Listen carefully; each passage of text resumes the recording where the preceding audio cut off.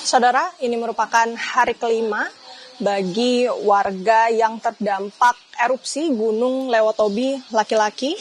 Kami perlihatkan kepada Anda, saudara, situasi di SMA Negeri 1 Titahena yang menjadi lokasi ataupun salah satu lokasi posko pengungsian. Ini ada di Desa Lewolaga, Kecamatan Titahena, Kabupaten Flores Timur, Nusa Tenggara Timur, saudara. Dan tepat di sebelah saya begitu sudah banyak sekali warga yang kemudian berkumpul di sini, dan kami perkenalkan juga kepada Anda, saudara, di samping saya sudah ada kepala desa dari Desa Klatanlo, salah satu desa yang terdampak dari erupsi Gunung Lewotobi pada tanggal 3 hari Minggu kemarin, Bapak.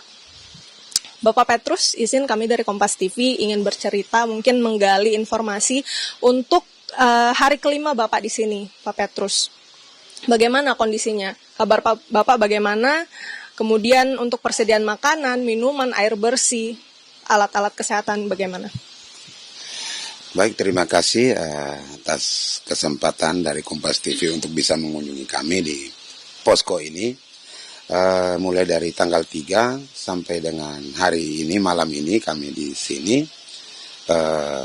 Satu ruangan yang ke-13 ya di sini, dengan 82 jiwa dari 18 kepala keluarga yang ada di ruangan 13 ini.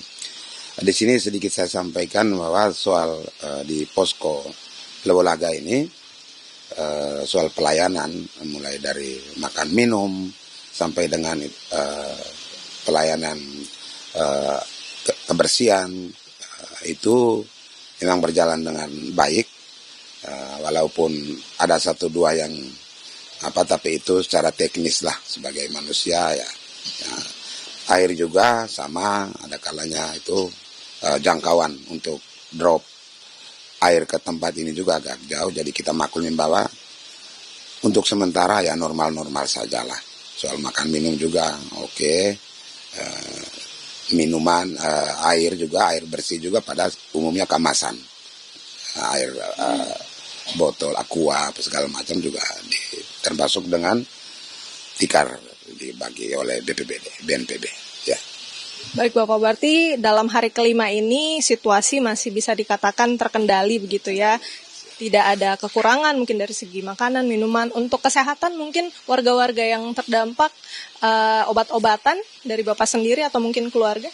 Oh ya, kalau untuk obat-obatan atau kondisi ya kesehatan kami rasa masih juga terbawa dari desa kami yang terdampak, karena selama mau 1 tahun kan hirup udara yang tercampur dengan abu belerang, jadi kebanyakan batuk pilek itu rutin.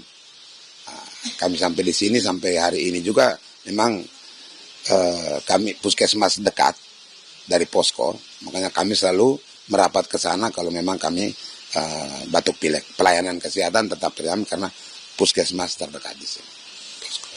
Baik, Bapak mungkin bisa kita kilas balik sedikit peristiwa yang sudah terjadi beberapa hari lalu. Sebagai kepala desa, Pak, pada saat Gunung Lewotobi itu meletus, bagaimana kemudian Bapak bersama keluarga atau mungkin warga memobilisasi sampai akhirnya bisa sampai ke posko pengungsian? Boleh diceritakan, Pak? Ya, baik. Jadi kejadian di tanggal 3 itu tepatnya di jam 12 itu gunung meletus. Seperti bahasa jam itu semua warga pada nyenyak ya. Jadi kejadian itu sampai juga korban ada 9 orang di desa saya, 9 jiwa yang korban. Pada saat malam itu juga semua warga sendiri atur diri untuk merapat ke kecamatan, ibu kota kecamatan, untuk bisa mengamankan diri untuk sementara, menunggu siang baru kita bisa pulang untuk melihat situasi kondisi malam itu. Karena pada saat malam itu kejadian listrik langsung mati. Jadi kami tidak tahu seperti apa kejadian. Nah, malam itu sesudah tenang, ada warga yang telepon bahwa keluarga yang satu ini rumah rata, makanya rubuh, lalu penghuninya itu panggil sudah tidak menyaut, kira-kira terkubur atau apa tidak tahu. Tapi memang pagi-pagi saya dari ibu kota kecamatan langsung ke titik lokasi benar adanya bahwa mereka tertimbun. Nah, untuk warga malam itu sudah hitung saja kampung sudah kosong. Mereka sendiri yang ambil inisiatif untuk merapat ke kecamatan. Jadi untuk memobilisasi itu susah. Paginya baru kita dapat perintah bahwa harus ke titik-titik posko yang diatur oleh pemerintah. Itu mulai dari Konga, Bokang, Gerong, ya Lewolaga. Makanya pada saat itu kebanyakan kami memilih ke Lewolaga. Akhirnya agak jauh dari dari Kletanlo. Jadi malam itu langsung warga punya inisiatif sendiri untuk ke ibu kota kecamatan. Lalu dari ibu kecamatan perintah dari BPBD melalui pemerintah itu langsung dengan kendaraan antar ke posko-posko terdekat sesuai kemauan dari warga itu sendiri. Gitu. Pada pagi hari saat Bapak kembali ke Desa Kletanlo, boleh diceritakan Pak proses evakuasi warga untuk 9 warga yang meninggal, Bapak ikut juga?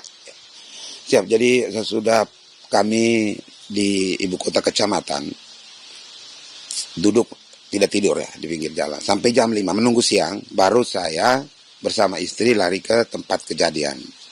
Nah, sampai di tempat kejadian benar adanya bahwa rumah memang betul-betul rubuh.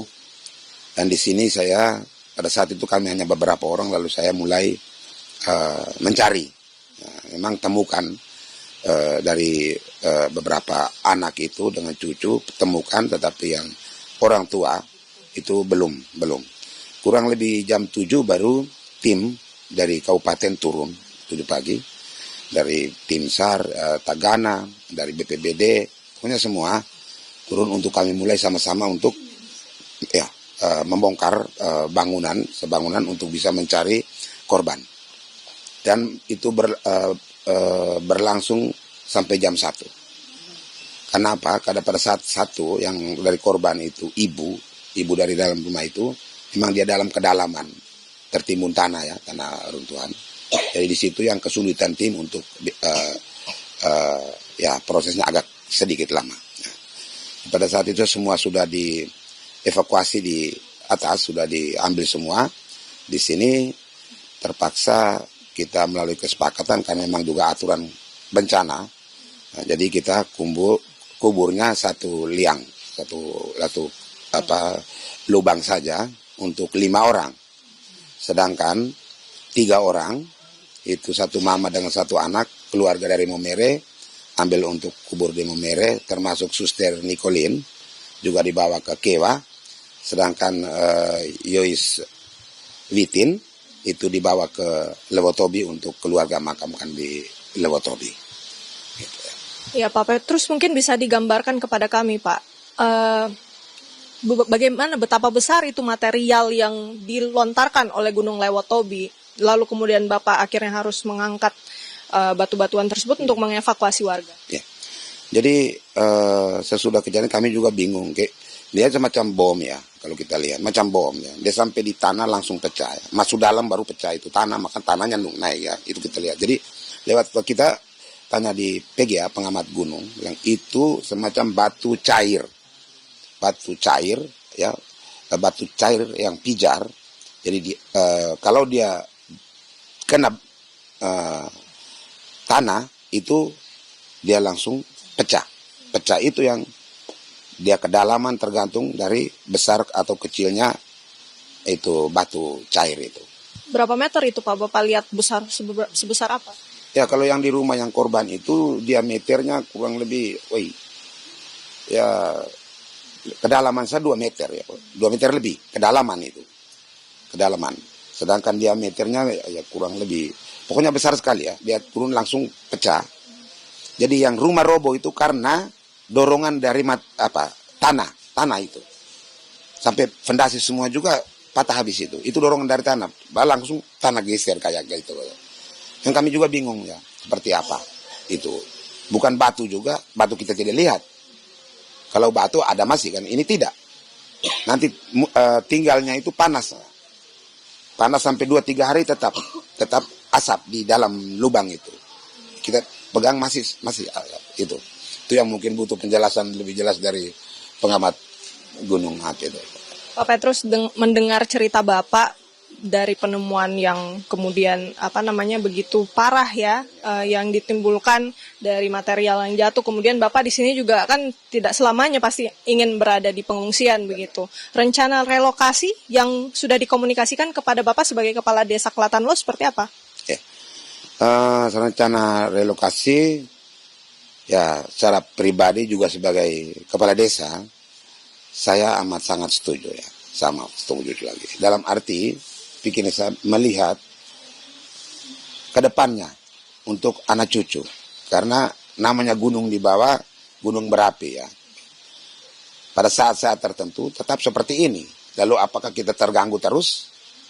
Jadi saya sepakat dengan pemerintah bahwa relokasi untuk kami warga terdapat itu menurut saya terima baik demi keselamatan anak cucu ke depan. Seperti itu, ya. Respon dari warga Bapak dari Desa Klatanlo seperti apa? Ya, untuk respon dari warga banyak pro kontra juga sih. Tapi ya kita belum tahu persis karena proses mensosialisasikan kan belum ya.